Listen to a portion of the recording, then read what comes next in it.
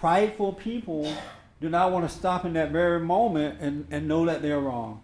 God said, be still and know me. In that moment, when you need him most, is when you're acting it out. Not later when you think about it. You know, you hurt somebody's feeling, then you go off and think about it. You have a false sense of prideful sorrow about it. That's not going to work. But if you can find that moment, I try to do that with some of my employees. When they're going off, I'm like, can't you just stop for right now and admit that you're wrong? No, you're just trying to make me look bad. No, I'm trying to get you to stop so you can go free. It happens right then while you're upset, when that devil is there. When that false self is available, the light will come in and kill it, rebuke it. Yes, John. Well, I noticed that my anger, it's still like, it's revolving around the same situation. Yeah. The baby is almost 6 weeks old and it has colic or the gas, and it starts screaming to the top of his lungs. Michelle, I see her reacting to it, and I'm kind of having like the internal reaction. I'm not saying anything crazy, right? But I noticed that when that's happening, and I'm watching Michelle, and I'm reacting, I notice that I don't want to feel good, but I notice I want a controlled environment. That it's okay for the baby to be out of control. But when I look at Michelle, when she's tripping out because she's really concerned about the baby, that's when I want her to be under control or be in a controlled environment, and then it causes me to change or react internally. I'm not like yelling at her or saying nothing, but internally I see that it's going on, and that's because I want to, just looking at it and hearing some people comment on it, Martin commented on it, I can't see myself wanting to feel good, but I want things to be under control. And I know that's not right, and that's how it shouldn't be, but that's what caused that reaction. Well, if you can, as I just said, if you can stand still within yourself, either by, if you're going off of someone, you can stop and say, I'm wrong. And know that you're wrong. Or if you're feeling this conflict within yourself, while you're feeling it, if you could just observe it and know that it's wrong, you can go free. Okay. That's the moment, because see what it is, you have a dark spirit inside of you. It's made a home inside of you.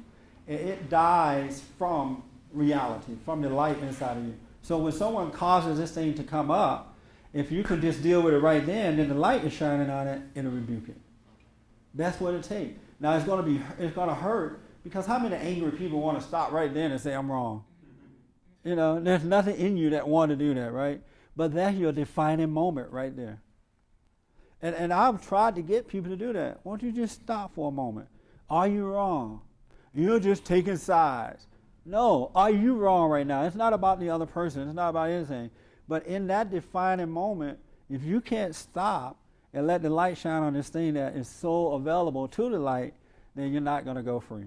And that's where the problem is. That's why you're not going free. As Pat said, you judge yourself all over again. You try to hide it. You cuss out your neighbor. You take it out on someone else. And all you're doing is giving this thing life instead of giving it death with the light. You got to take the opportunity that God has given you to deal with it right then and there while it is available in the light. And the devil's not wanting you to do it because he's saying that, well, what are they going to think about you? If you admit you're wrong, then they're going to feel they're right. It gives you excuses not to do it in the light. That's why I said when people make you feel a certain way, don't get upset at the person. That person is giving you an opportunity to overcome. That's your friend. The person you hate the most is your friend. Your mother is your friend.